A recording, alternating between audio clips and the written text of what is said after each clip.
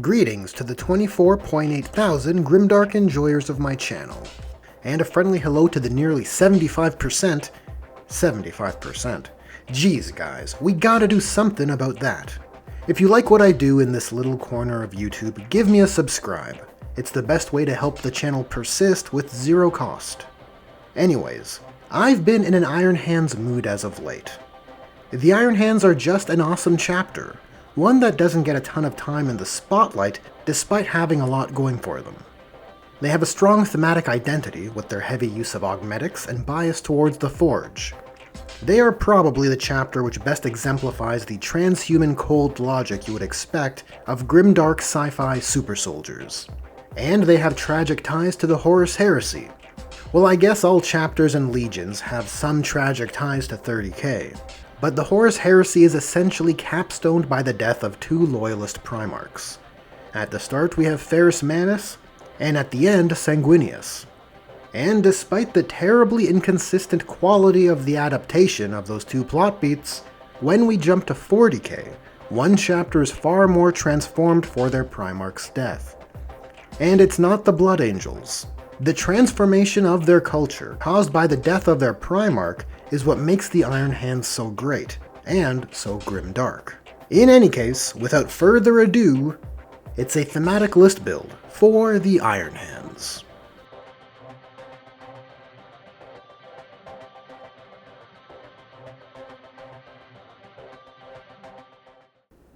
As per usual, we'll review the toolkit we're working with.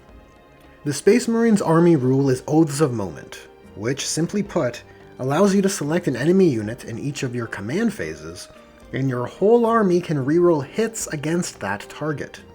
At the edition's start, you could also reroll wound rolls versus the Oath target, but then GW took that away.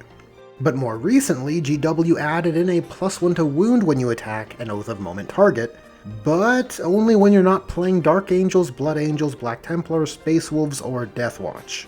Now, that's a lot of buts. What will Oaths of Moment be 6 months from now?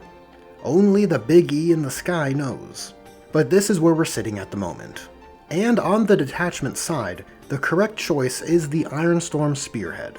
Its detachment rule is Armored Wrath, which gives each of your units the ability to reroll one hit roll, wound roll, or damage roll once per phase. It makes the Iron Hands across the board more efficient, which is thematic enough, despite my bias towards characterizing them with defensive rules to represent their bionics. The thematic objective of this list is utter destruction. We're going all gas to really flex the Iron Hands aspect as cold, mercilessly logical angels of death. And with all that said, let's head over to the list breakdown.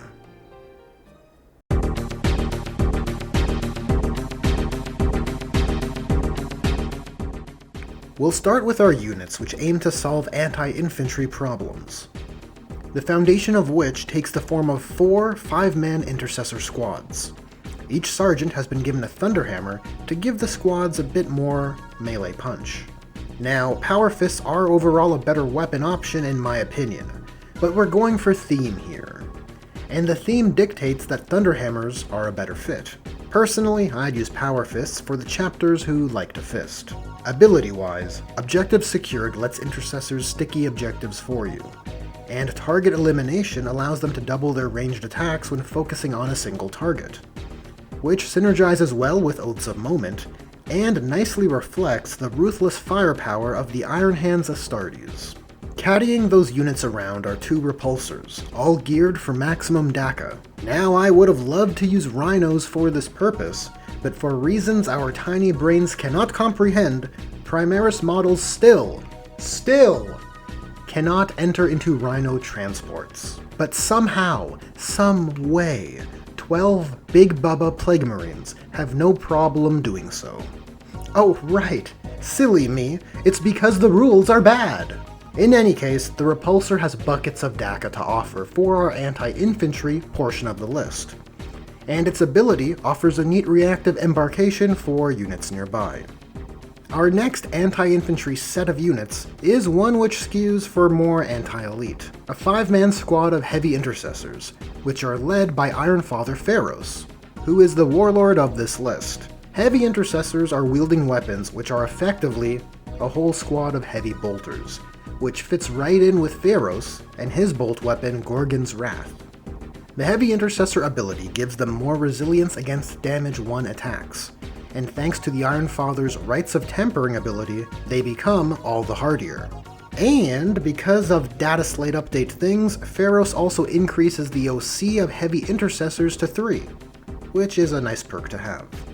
This group can either footslog it or opt to commandeer one of the repulsors based on the needs of the given mission or matchup. Next, we're moving over to our home defense.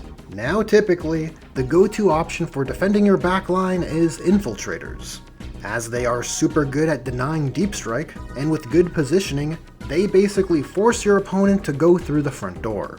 They're just too good for the job. However, taking them would weaken our theme, and so instead, to defend our backline, I've opted for 2 units of 2 Firestrike servo turrets.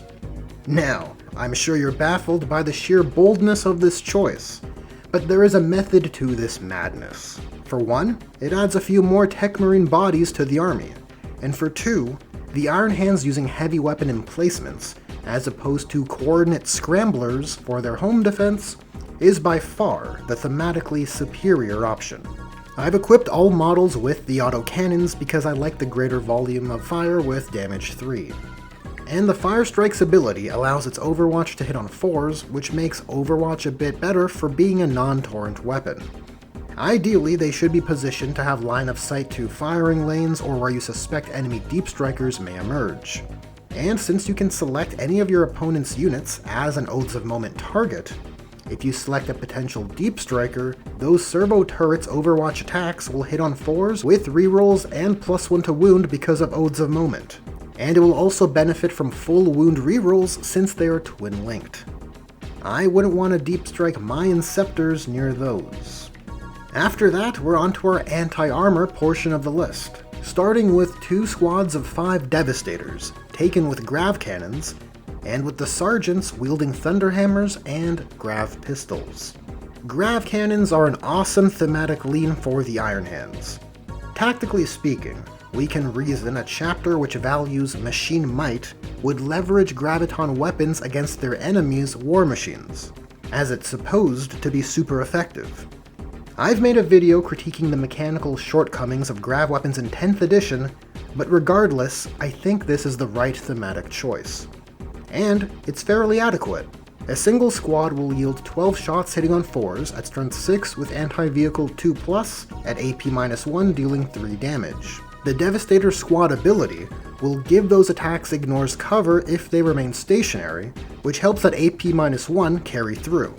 And since grav cannons are heavy, it keys off that +1 to hit as well.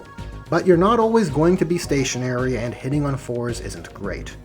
However, Oaths of Moment could be leveraged to reroll hits and give the grav cannons +1 to wound, which I would certainly recommend if targeting monsters, as the graviton technology strangely does not affect them. Such is the mystery of Dark Age tech. Hobby time. If I were to do this, I would consider upscaling these Devastators to a Tacticus armor standard. Take a kit like Hellblasters and source some third-party or 3D printed grav cannons. Maybe you can even use the Hellblaster backpack cabling from the Heavy Plasma Incinerator to create a proper Rubicon-crossed Devastator squad with grav cannons. Actually, while we're here, I would also consider giving the sergeants in our squads servo arms mounted into their backpacks. You see, there's this one Iron Hands artwork I particularly like, which features an Iron Hands Marine wielding a chainsword and breaching shield, along with a servo arm. It's not often that modern GW produces art which is not directly tied to a particular product, but this one here can serve as some good, wholesome hobby inspiration. And serving as protection for our grav teams, as well as providing a bit more anti-armor and monster support, are 2 Repulsor Executioners, taken with heavy laser destroyers. Opting for potent weapons of destruction feels on point for the Iron Hands, and the heavy laser destroyer has a great profile for the purpose. but boy does its ability suck ass. The whole point of highly potent deadly cannons is to deal massive damage, so why would you want an ability which helps you hit things which are already more than half dead? It's so bad. It is in fact suspiciously bad once you consider how desirable the Executioner's rules were in 9th edition. And for all what seemingly appears to be unjustifiable rules writing, that has just flipped exclusively to the Gladiator Lancer. For shame, 40k rules team, for shame. Hobby time. So listen, this one is not an idea I came up with, but it's one I adore. It's a kit bash where the heavy laser destroyer turret is replaced with the heavy Magna Rail cannon turret off of the Hecaton land fortress. It's subtle, but it has a bit more of an industrious edge to it, and I just love the aesthetic. You don't see railgun tech much in the Imperium, but if it were available, I think its sheer destructive force is something the Iron Hands would appreciate. I spotted this conversion on a repulsor executioner belonging to Sultan of the YouTube channel Sultan Plays, so head on over to his channel and give him some love. Actually, I saw it on a Winter's SEO bat rep, so I'll link that too in the description and you can do the same on that video if you like. Let the record show my due diligence has been accounted for. And the last two units of the list are two Tech Marines. One of the Tech Marines has been given the enhancement Master of Machine War, which can enable a vehicle to shoot after falling back or advancing.